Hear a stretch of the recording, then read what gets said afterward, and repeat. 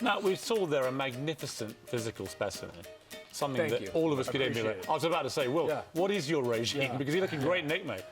I get 23 hours of sleep a day and eat a rasher of bacon every other day. I'd imagine that the politicians are the ones that just a gift that keeps giving, really. They are, and it's been so changeable recently. Some of the favourites like Farage, Nigel Farage, still there, a little bit in the background though. Maybe he's found a new friend in Donald Trump now. We'll wait and see. Let's just give you some funny, cheeky questions about Josh Whittaker. So, remind him that he isn't actually funny in the slightest, just loud and brash like a child. That's my mum.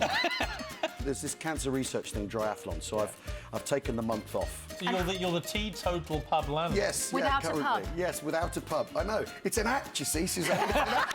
For God's sake.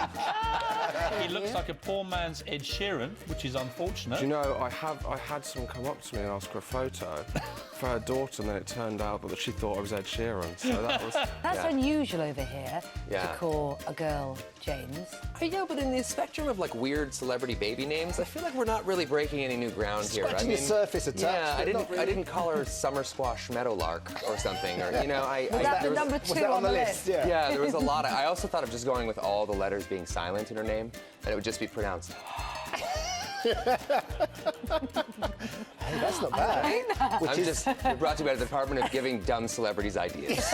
One of the voices I'm very excited, and perhaps I'm very excited to see is Judge Rinder, Rob, who's obviously about to start starring in Absolutely, yes. Strictly. Do you do Rob? Are you Rob? Yes, he's one of my favourites. He's so sort of ground and talking. Oh my goodness, he's so... Ask him, why does he always come last in sporting challenges on last leg when he's the able-bodied one? Bit pathetic. Well, I would say... How do you plead to being everyone's kind of lovable, huggable guy? What's funny is I'm a person who generally doesn't like to be touched that much, so I don't know how I portray that. I hate touching people. I'm a weird hugger. I get very tense when people try to hug me. Come on, Yeah, no! I don't want to do it. You'll set up one of these hidden camera challenges, and it'll be brilliant. And you'll go to someone and say, "Sorry, that was all for a TV show. Can you give us?" And they consent?" go, I'm afraid, either they say, well, I don't want to, or they think it's not funny, but most normally it's because they're with someone that they shouldn't be with. So they're like, listen, really like Trigger Happy, but unfortunately this isn't my wife, so we can't show it. Honestly, What's the plot of that? it happens so much, yeah, it's crazy. That's a whole new show, Dom. We're a nation of adulterers, yeah. You've become, whether you like it or not, a very sort of lovable, popular character. How are you dealing with this weird twist of fate? Well, I didn't expect it. Well, I'm glad that you say I'm lovable. I'd never expected I didn't say that. You didn't say Other that. people have said it. Have they?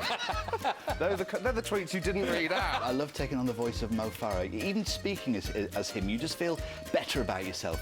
And there's something about his voice, there's a little bit of mischief in there, you know? It's a tone as though, you know, you think you might enjoy winding people up. Let's start with hair, because there may be some people who, for some reason, don't realise why you have a Union Jack shaved into your head.